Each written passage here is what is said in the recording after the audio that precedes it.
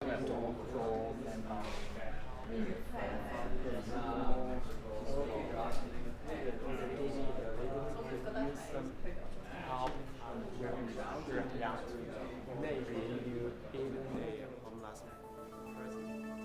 मैं हूं निकी। अल्फा में आपका स्वागत है। जीवन व्यस्त है। हर रोज हम कितने सवाल करते हैं। मुझे क्या चाहिए? मौसम कैसा होगा? आज क्या होगा? मैं सब कुछ कैसे भुला लूंगा? पर जीवन के बड़े सवाल भी हैं, जैसे मैं यहां पर क्यों हूं और मैं कहां जा रहा हूं। क्या यही वो है? क्या जीवन में इससे ज्यादा कुछ और है? ये जीवन के बड़े सवाल हैं, पर इनके बारे में सोचने के लिए समय होता ही नहीं है। जीवन और विश्वास के बारे में हमारे अलग अलग दृष्टिकोण हैं और अल्फा एक मौका है जिससे जीवन के बड़े सवालों को जान सकते हैं। ये एक बेहतरीन जगह है जहाँ पर खुलकर और सच्चाई से बात हो सकती है। मैं हूँ जेमा और मैं हूँ टोबी और ये है अल्फा।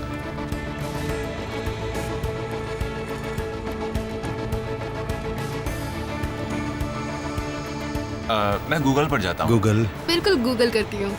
विकिपीडिया पर भी इंटरनेट। मैं अलग अलग जवाबों को खोजता हूँ और फिर उन्हें एक साथ ले आता हूँ और फिर मैं अपनी तरह का एक निष्कर्ष बना लेता हूँ। अपनी माता पिता। इंटरनेट। मैं जीवन के बड़े सवाल पूछता नहीं हूँ, जवाब देना मुश्किल है। गूगल या मेरी दादी। ध्यान लगाती हूँ या पढ़ती हूँ। जीवन का बड़ा सवाल आने पर मैं परिवार के पास चली जाती हूँ। मेरे इतने बड़े सवाल नहीं हुए हैं तो अपने माता पिता के पास आमतौर पर। अपनी माता पिता, शायद मेरी दादी। ज्यादातर जवाब मुझे मेरे लाइब्रेरी में मिल जाता है, किसी भी सेक्शन में, क्योंकि मुझे लोगों पर भरोसा नहीं होता। जवाब हमेशा खुद में ही है, आपको खुद ही कुछ सोच लेना चाहिए। मैं कंफ्यूज होने पर इनके पास जाती हूँ और ये मुझे और कंफ्यूज करते हैं। पर जब वो ज्यादा व्यक्तिगत होता है तो मैं अपने आप में ढूंढ लेती हूँ पहले। मेरे दोस्तों ने बताया कि जब वो पहली बार अल्फा में आए थे, वो आधे घंटे तक अपनी गाड़ी में बैठे रहे, लोगों को अंदर जाते हुए देखकर इंतजार करके, और आखिरकार जब उन्हें कुछ आम दिखने वाले लोग दिख जाते तो वो सोचते कि चलो ट्राई कर लेते हैं। और एक चीज जो शायद आपके मन में चल रही है कि क्या मैं यहाँ पर अकेली हूँ जो इन चीजों पर विश्वास नहीं करती, जो मसीही है और चर्च नहीं जाती? अगर आप वो हैं तो आप सही जगह पर हैं। अल्फा उनके लिए बनाया गया है जो खुद को मसीही नहीं कहते हैं या जो हर बार चर्च नहीं जाते।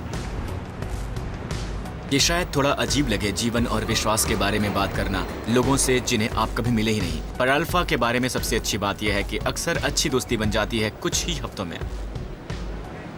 मेरे ज्यादातर जीवन में मुझे मसीहियत में जरा भी रुचि नहीं थी। मुझे नहीं लगता मैं अल्फा जैसी किसी चीज में कभी आता भी। मेरी एक मसीही की तरह परवरिश नहीं हुई थी।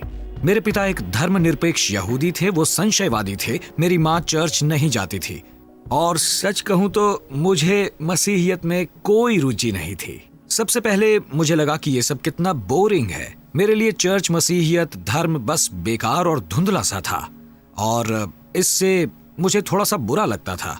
मुझे पता नहीं क्यों, पर इससे मेरा कोई लेना देना नहीं था और मुझे लगा ये झूठ है। मैंने सोचा इसके बारे में और मेरे पास ये बुद्धिमान रुकावटें आ जाते और बहुत बहाने करके मैं अपने आप को एक पक्का संकल्पवादी कहता था और मुझे लोगों से बहस करना अच्छा लगता था जो अपने आप को मसीही कहते थे। और यूनिवर्सिटी में मेरी एक छवि थी कि मैं एक बहस करने वाला नास्तिक इंसान हूं और मुझे लगा कि मेरे जीवन से इसका कुछ लेना देना नहीं है। मुझे नहीं लगता कि कोई जो 2000 साल पहले 2000 मील दूर रहकर मेरे जीवन में कोई अहमियत रख सकता है। ये तो बस पुराना सा लगता था और बिल्कुल जरूरी नहीं। पर उसी समय वापस देखते हुए मुझे लगा कि कोई कमी थी। मैं कहता हूं क्योंकि मुझे नहीं लगता कि मैं उस पल में जी रहा था। मैं हमेशा जीवन में अगली चीज को देख रहा था। जब मैं स्कूल में था तो मैंने सोचा जब मेरी परीक्षा खत्म होगी तो शायद तब मैं जीवन का मजा ले सकूंगा। मैंने परीक्षा खत्म की और 3 हफ्ते बाद मैंने ये सोचना शुरू किया कि जीवन में इससे ज्यादा अब और क्या है। फिर मैंने सोचा शायद मैं जब स्कूल छोड़ता तो जीवन में कुछ और होगा, तो मैंने स्कूल छोड़ दिया और शायद 3 हफ्ते बाद मैंने सोचना शुरू किया कि जीवन में इससे ज्यादा कुछ और है। फिर मैंने सोचा शायद एक गर्लफ्रेंड बनाना चाहिए और किसी तरह से, पता नहीं ये मैंने कैसे किया, पर मुझे एक गर्लफ्रेंड मिल गई। 3 हफ्तों बाद मैंने फिर सोचना शुरू किया कि जीवन में इससे ज्यादा और कुछ भी है। कुछ तो कमी थी, मुझे कुछ और चाहिए था। अभिनेता जिम कैरी ने कहा था, काश हर कोई अमीर और लोकप्रिय हो जाता और जो सपने में सोचा था उन्हें मिल जाता, ताकि उन्हें पता चलता कि ये जवाब नहीं है। सब लोग चाहते हैं कि उनका नाम शोहरत और पैसे की रोशनी में जगमगा उठे। कुछ लोग चाहते हैं कि संबंध हो, काम और पैसे से उन्हें खुशी मिल सके, चाहे कुछ भी हो।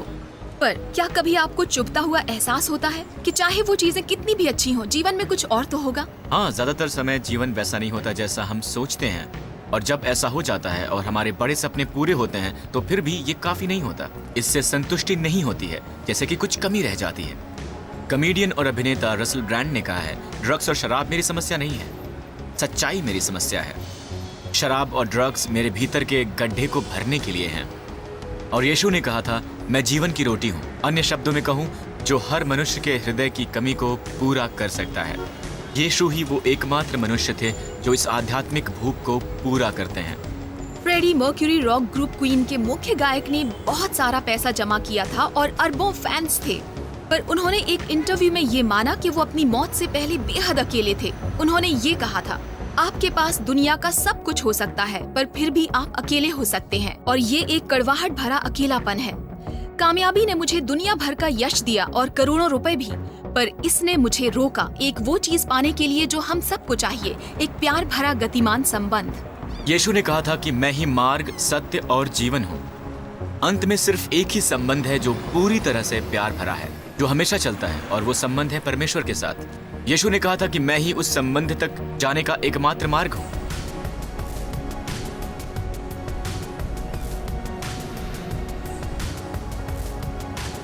शायद पैसा।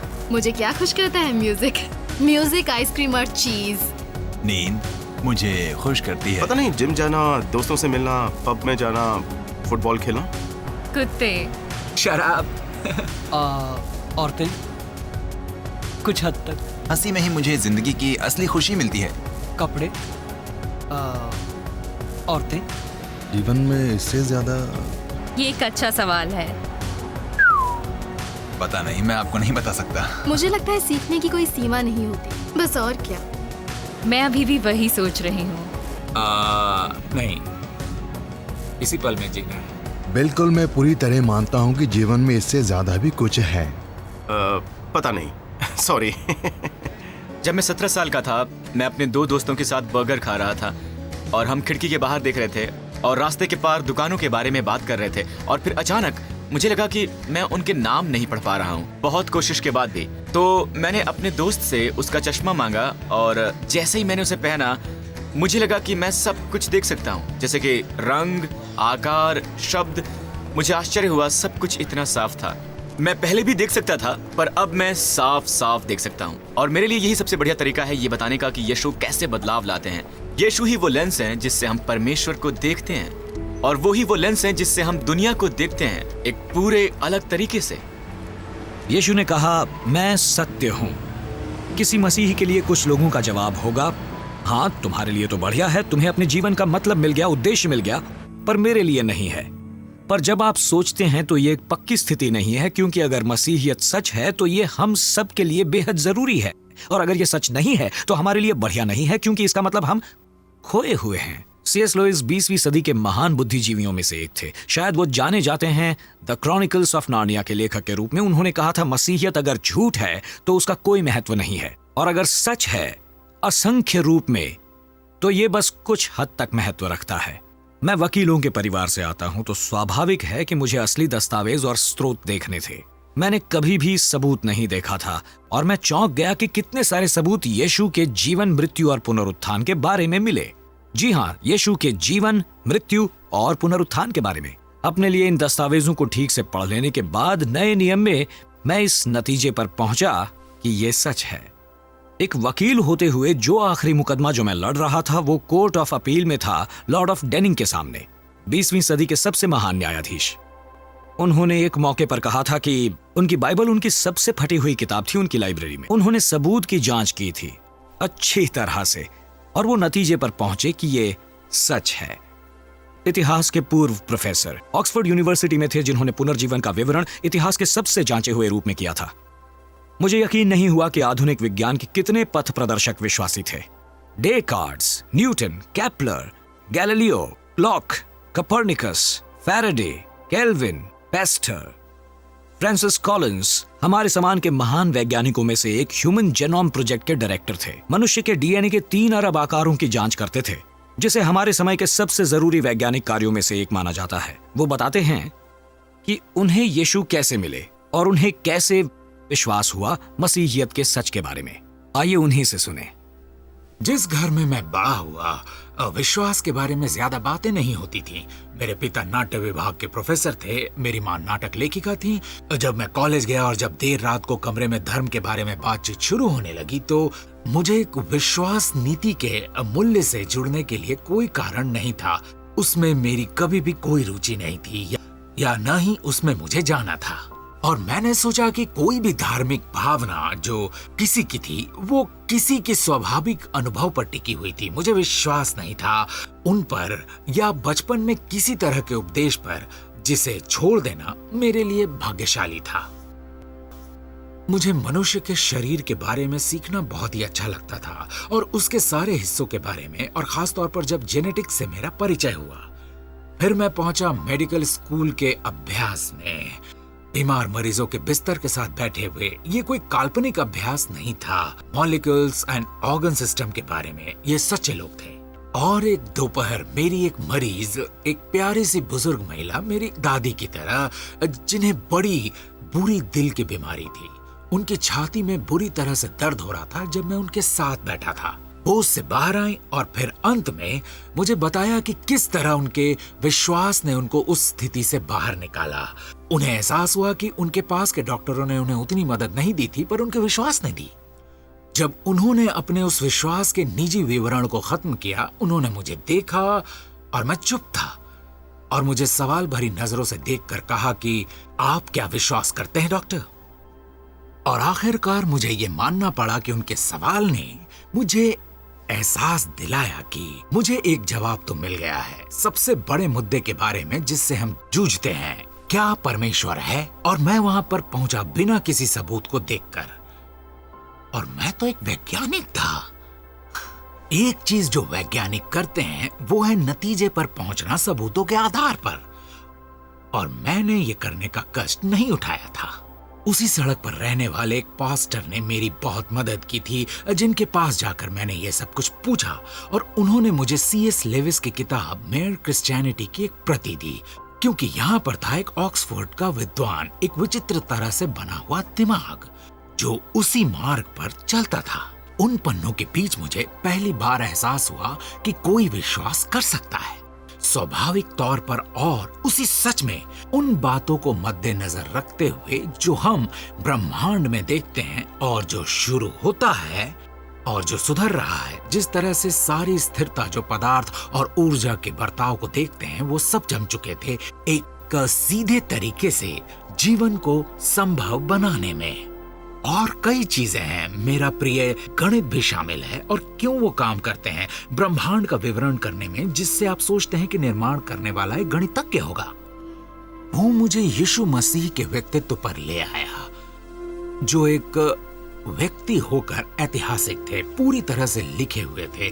मेरे लिए यह खबर थी, मुझे लगा इतिहास की तरह मसीह भी एक मिथ्या थे, और पढ़ने के बाद मुझे एहसास हुआ वो एक ऐतिहासिक हस्ती थे जिनके बारे में बहुत सारे सबूत हैं, उनके होने के बारे में और उनकी सीख और मृतकों में से जीवित होने के बारे में लिखित रूप में। उस दिन मेरे मरीज के बिस्तर के पास मेरी यात्रा शुरू हुई, एक यात्रा जो मैं शुरू नहीं करना चाहता था, पर मुझे शुरू करनी थी। एक यात्रा जो मेरी नास्तिकता को और मजबूत करती, पर मेरे आश्चर्य पर बना मेरे बदलाव का नतीजा। किसी के बारे में सच जानने में और उन्हें निजी तरीके से जानने के बीच फर्क होता है। अब मैं अपने पति फिल को 3 साल से जानती हूँ, पर क्या होता कि अगर उससे मिलने से पहले मैं उसे दी अमेजिंग मैन जैसी वेबसाइट पर ढूंढ लेती? अब कोई शक नहीं है कि मैं उसे देखकर कहती, ठीक है, मैं विचलित हूँ। पर क्या होता अगर हर पेज पर उसकी अनोखी कुशलता होती, उसकी चौंकाने वाली पर्सनैलिटी और उसका नर्म दिल, उसकी अद्भुत सोच और उसके पकाने की कुशलता? हाँ, मैं ये सोचती, वाह, ये तो एक अद्भुत व्यक्ति है। पर ये बात तो सच है, मुझे उसके साथ विवाहित होने की सुविधा है, और मुझे पता है कि वो एक अद्भुत व्यक्ति है। ये बात ऐसी है जो एक संबंध के अनुभव से आती है, और ये दिल की बात है। जब यीशु ने कहा कि मैं सत्य हूँ, तब वो बौद्धिक सत्य से कहीं ज्यादा बात कर रहे थे। इब्री सत्य का मतलब था सत्य जिसका अनुभव हुआ है। और बहुत फर्क होता है एक बौद्धिक ज्ञान और निजी ज्ञान के बीच, आपके दिमाग और आपके दिल के बीच। जब कोई कहता है कि मुझे पता है यीशु सत्य है, तो वो सिर्फ सबूत से संतुष्ट होने की बात नहीं कर रहे हैं। वो बात कर रहे हैं जीवित हो उठे यीशु मसीह के साथ एक संबंध के अनुभव के बारे में। तो यीशु ने कहा कि मैं हूं मार्ग, मैं हूं सत्य, और आखिर में कहा कि मैं हूं जीवन। मैं आया हूं ताकि तुम जीवन पा सको और पूरी तरह से जी सको। यीशु आए थे उन चीजों से जूझने के लिए जो हमें पूरी तरह जीवन का मजा लेने से रोकती हैं, चीजें जो जीवन को बिगाड़ती हैं। मुझे शॉपिंग से नफरत है, मुझे ये बिल्कुल पसंद नहीं। मुझे शॉपिंग से एलर्जी है, पर कभी कभी मेरी पत्नी पीपा मनाती है मुझे शॉपिंग के लिए। क्रिसमस के बाद सेल लगी हुई थी और उसने शॉपिंग जाने के लिए मुझे मना लिया और हम दोनों ने दुकान में एक बहुत ही बढ़िया स्वेटर खरीदी। इसका रंग मेरी बाकी स्वेटर्स की तरह ही है। और फिर हम उस दुकान से निकलकर उसके लिए तोहफा खरीदने कहीं और गए और हम इस भयानक सी दुकान में गए। इतनी भीड़ थी कि यकीन ही नहीं हो रहा था और पीपा ने सब कुछ देख लिया और कहा ठीक है चलो चलते हैं। तो हम जब जाने लगे और जैसे हम जा रहे थे सिक्योरिटी अलार्म बज गया एकदम अचानक, और सिक्योरिटी गार्ड जल्दी से वहां आया और उन्होंने हमें जाने से रोक लिया। और जो भीड़ जा रही थी उन्हें रोक लिया गया और जो अंदर आ रही थी उस भीड़ को भी रोक लिया गया। और हम वहीं थे, वहां बीचों बीच। हम 6 लोग जो सिक्योरिटी में थे, हमें बाकियों से अलग कर दिया गया और वो देखना चाहते थे कि हम 6 लोगों में से किसने अलार्म बजने दिया था। तो उन्होंने कुछ को जाने दिया, अलार्म नहीं बजा, और उन्होंने दूसरे को भेजा, तब भी अलार्म नहीं बजा। फिर तीसरा और फिर चौथा गया और अलार्म नहीं बजा। तो सिर्फ पीपा और मैं, हम दोनों ही बचे थे। और मैंने सोचा ओ नो, मैंने एक चोर से शादी की है, पीपा की वजह से ही अलार्म बजा होगा। तो पहले उन्होंने उसे जाने दिया और तब भी अलार्म नहीं बजा। ओ, मैंने सोचा अरे ये क्या, मेरे पास कुछ तो है, किसी ने मुझ पर कुछ रख दिया है, शायद मैं गिरफ्तार हो जाऊं, वो मुझे पकड़ ले। दोनों तरफ खड़े लोग मुझे ऐसे देख रहे थे जैसे किसी मुजरिम को देख रहे हों। तो मैं आगे बढ़ा। जब मैं आगे बढ़ा अलार्म बज गया और मेरी पीठ पर रखे हुए रक्सैक से उन्होंने कुछ निकाला और वो था वो स्वेटर जो मैंने दूसरी दुकान से ली थी। उस पर अब भी टैग लगा हुआ था और मुझे बहुत बुरा लगा। ये सच में बुरा नहीं था। मुझे कभी सच में बुरा लगने का एहसास होता है क्योंकि मैं वो करता हूं जो सही नहीं है और अच्छा नहीं है। और ये बढ़िया खबर है कि परमेश्वर आपसे प्रेम करते हैं और मुझसे प्रेम करते हैं, आपसे और उतना ही मुझसे भी। परमेश्वर अपने पुत्र यीशु मसीह के रूप में आए थे आपके और मेरे लिए मरने, और क्रूस पर वो आपके सारे पापों को ले गए। मेरे पापों, आपके पापों, जो भी हमने गलत किया है वो सब कुछ वो ले गए। गलत बोला है, गलत सोचा है, वो सब कुछ, और हमारी जगह वो मर गए ताकि उस तरह हम क्षमा किए जाएं। क्षमा, C.S. लुईस ने कहा, हमारे जीवन की रिकॉर्डिंग की तरह है जो पूरी तरह मिटा दी गई है। और जब हमें वो क्षमा प्राप्त होती है हम जीवन को पाते हैं, और जीवन को पूरी तरह से, और यही यीशु चाहते हैं आपके और मेरे लिए, पूरी तरह का जीवन, जीवन जो संपूर्ण है और सर्वोत्तम है। मैं सोचता था बहुत सालों तक मुझे हमेशा खुद को शक्तिशाली बनाना था और मुझे बस खुद की और मेरे दोस्तों की जरूरत लगती थी, और जैसे कि मैं अपराजय हो जाता। पर सच ये है कि हम नहीं हैं और मुझे जीवन को पूरा करना नहीं है, मुझे इसे खुद नहीं करना है। और इससे मेरी एक चाहता थी अंदर वाली रोशनी के लिए, जो अब मेरे डर से ज्यादा शक्तिशाली है, जो मुझे दूसरों के लिए सोचने पर मजबूर करती है। लोग अक्सर पूछते हैं कि क्या इससे विश्वास एक बैसाखी की तरह नहीं लगता है? हाँ, पता है, शायद हो, पर आपको पता है कि बैसाखी क्या करती है? वो आपको खड़ा करती है और आपको शक्तिशाली बनाती है। और अगर वो बात है तो हाँ बिल्कुल, मुझे वो थोड़ा सा चाहिए, पर खास तौर पर जब वो उससे ज्यादा होता है, जब अंदर का विश्वास रीढ़ की हड्डी की तरह होता है, खड़े होने में मदद करता है, और मुझे शक्तिशाली होने पर मुश्किलों का सामना करने में भी मदद करता है, चाहे वो एक पहाड़ हो या फिर फंसा हुआ एक जंगल में एक व्यक्ति, या फिर तूफान से लड़ रहा हूं अगर मैं। पता है ना जीवन के तूफान में क्या क्या होता है? हाँ, आपको तो पता है। पर मेरे दिल में मेरा मसीहा विश्वास करता है कि मैं जानता हूँ मसीह मुझे जानते हैं।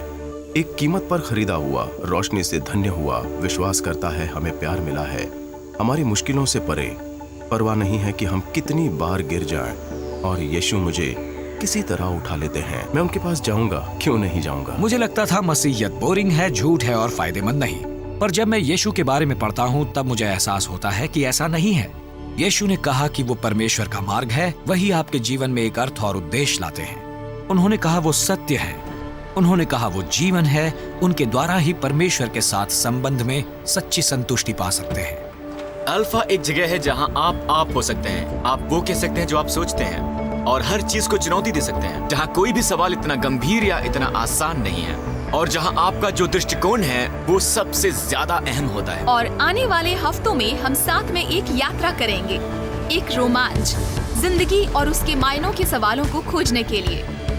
ऐसा सोचिए कि आप 70 साल तक जीते हैं, आप 20 साल और 3 महीने सोएंगे, 10 साल और 5 महीने टीवी देखेंगे, 5 साल और 9 महीने यात्रा करेंगे, 7 साल और 6 महीने खाएंगे और पिएंगे।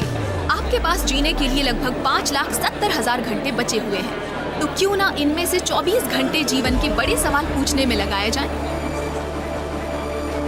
अल्फा में स्वागत है।